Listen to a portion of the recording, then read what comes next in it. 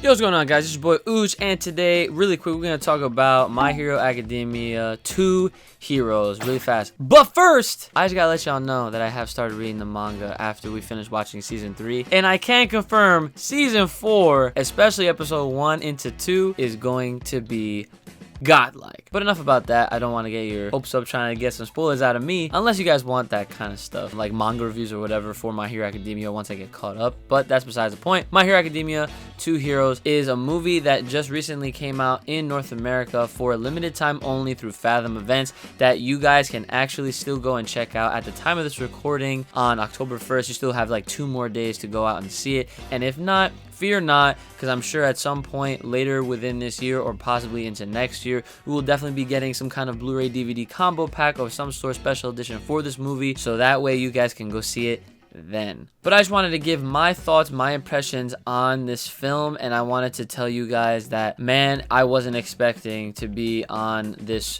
wild Hero Academia ride that I was on during this film. And what's weird is that some people preemptively told me that this movie is fan servicey, it's very fan service-esque, and honestly, I'm not gonna lie to you guys, this is why I always emphasize heavily that it is so important for you to experience it for yourself, no matter what, if it's a show, a series, any kind of entertainment media, or just anything in life. You need to definitely see it, feel it, experience it for yourself in order to make your own opinion, so that you can go away from it saying, yeah, that person was right, or no, I like this part, or maybe it's a little bit of both. But with that all being said, I want to say that I disagree with it being very fan servicey, because there was a lot of points where you can't really see it being fan service-esque. The story takes place in between seasons 2 and 3, and it has a lot to do with All Might and his buddy back when they were in college in California over in America. And we do see young All Might, and we do see his friend in his younger state, obviously, which they then fast forward to the more current time period where Midoriya is involved and his friend's daughter is involved, and obviously everyone's all grown up and All Might is All Might. And obviously at this point he has not had his final fight with All For One just yet, but he is still losing out on his power, even though he's still being able to have his muscle form and fight the good fight. Now, what was crazy is that this film actually kept or held back all of the actual pro heroes and focused more on Midoriya and the rest of the gang, just as you would imagine. Not everyone had screen time, some of them made kind of more of like a cameo appearance, but from who they decided to bring along for the film's needs, I thought that it was well done and the story was really good. And it was pretty much more of a story just about everything that you could expect from just watching an everyday episode of My Hero Academia. And with this movie, it really showed me even deeper meaning that all of these shonen shows bring to us. Never giving up and always breaking your limits and pushing past and always doing what's right and trying to protect those around you and those that you care about. These elements are obviously seen in a lot of all of the other shonen, just in various different ways, tomato. The way that My Hero Academia delivers it is just in a way that kind of makes you feel a little bit more connected, a little bit more closer, which is weird and I don't understand why. It might have to do with the fact that it's more superhero based than anything else, which again is not a problem, but also at the same time it's like still causes some kind of concern and confusion. It was so good that I literally had a tear rolled down my face, and it wasn't like a sad one. It was like not like how I reacted when I watched those couple episodes of Boruto. It was more along the lines of I was so happy at what I was seeing in front of me that I was so proud to be a fan of the series. I was so proud to have been watching this with my family, and I was just so proud of what they produced for us in such a way. And the fact that this actually does have some kind of place in the canon, I hate using that word, storyline of My Hero Academia, where it falls between seasons 2 and 3, like I said, that also adds a little bit of extra appreciation, because they did make that extra effort to say like, oh yes, like this is legit, this definitely goes along with the story, so have at it. They even introduced a new element to Midoriya, because at the time he wasn't using his shoot style yet, he was still using his full cowling, and excuse me for not remembering remembering all their names, but I think it was Melissa. Melissa made a device that actually, she noticed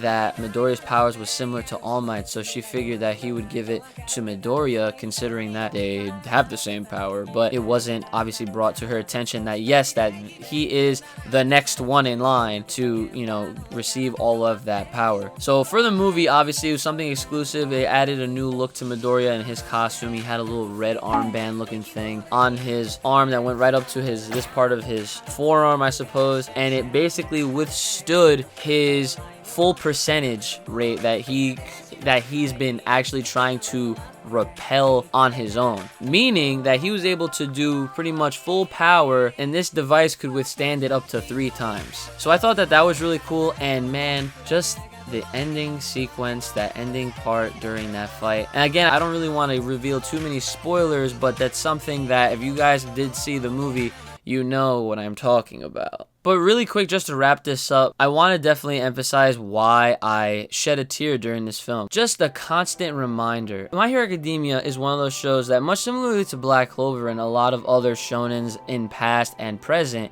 have shown us is that there's always going to be a limit, and then there's always going to be a point where you have to ask and think to yourself, can I keep going? Can I do this? Can I push forward? It's these elements in anime that really help people get through whatever it is that they're going in real life. You think that this is all you can do, but then there's something else that happens that just gives you that spark, that rekindle, and then boom, that John just goes right through the ceiling, and there you go. You just broke your limits and surpassed everything for the good cause, for a better purpose, and you probably just saved someone's life. What do I say about this movie? What do I rate it? I give it a freaking goy. That's what I say about this movie. Like I said in the beginning of this video, My Hero Academia 2 Heroes is definitely worth it. It blew me out of the water with the expectations. The fight sequences were fun. The story was really cool. There was kind of a little twist towards the end, and definitely the climactic ending to their final fight was great. Now, from, like I said, what they showed us and who was in the film, I really was impressed with how entertained and how I thought it was so enjoyable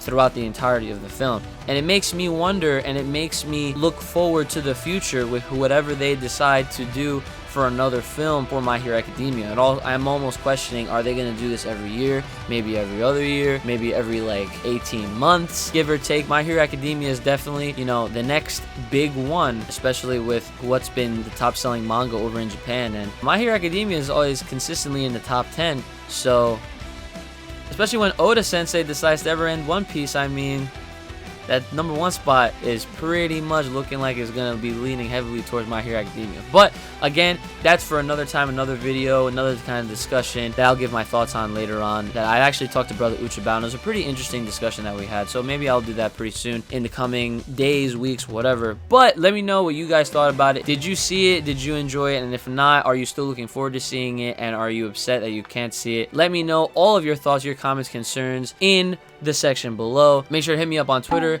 and join my Discord, especially my Discord. And if you're supporting the channel and want to see more content like this, then please go ahead and consider being a patron today. And if you're supporting the boy, supporting the dream, and obviously all things anime, well then guess what? You can definitely check out My Hero Academia English dub over on Funimation by creating yourself a new free FUNimation Now account. So you go ahead, click the link in the description, and as always, it definitely does help out the channel brand of Uchi Games. And as always, guys, hope you guys have a great one, and I'll see you guys next time.